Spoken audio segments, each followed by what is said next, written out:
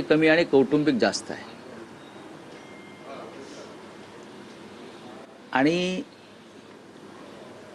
महायुती आणि महाविकास आघाडी या दोन्ही आघाड्यामध्ये दोन्ही राष्ट्रवादी काँग्रेस पक्ष असेल तर हा त्यांचा प्रश्न आहे. असं ह्याच्यावरती या क्षणी मी मत व्यक्त करणार नाही.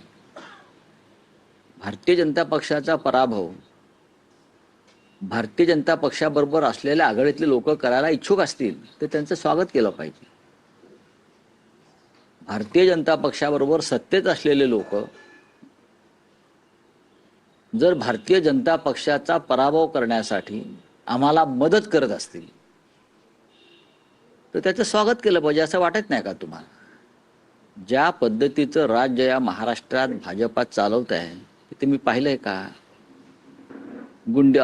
गुंडागर्दी, दहशतवाद, यंत्रणेचा गैरवापर. महाराष्ट्राच्या कॅबिनेटमधील एक मंत्री भरत गोगावले यांचा मुलगा फरार आहे. त्याच्यावरती तुम्ही प्रश्न का विचारत नाही? फार गंभीर गोष्ट आहे.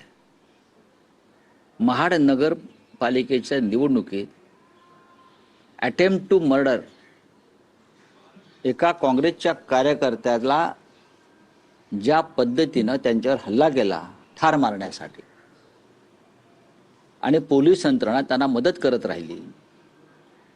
हायकोर्टानं त्यांचा अटकपूर्व जामीन सुद्धा फेटाळला. म्हणजे प्रकरण गंभीर आहे ना.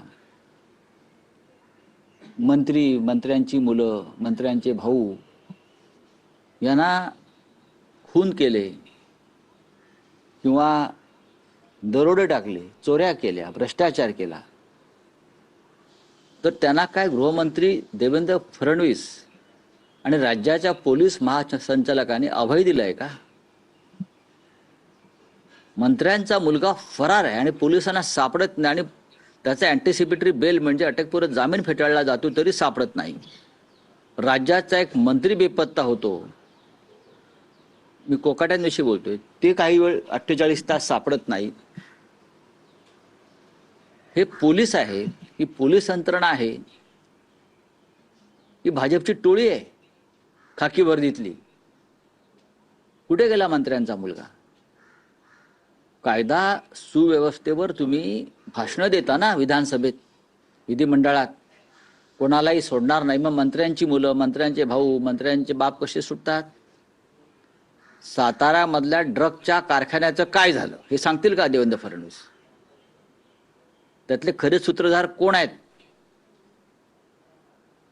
हे देवेंद्र फडणवीसांना माहिती आहे. पण संबंधित मंत्री हे देवेंद्र फडणवीस यांच्यासमोर गुडघ्यावर बसले जवळजवळ. आणि देवेंद्र फडणवीस यांनी या ड्रग्सच्या कारखान्याच्या सूत्रधारांना अभय दिलं. एकनाथ शिंदे यांच्याच भावाचा आहे नाही ते जागा, त्यांना माहीत नाही.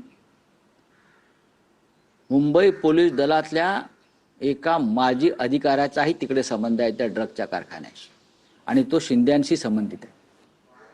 नावं घेईन लवकरच.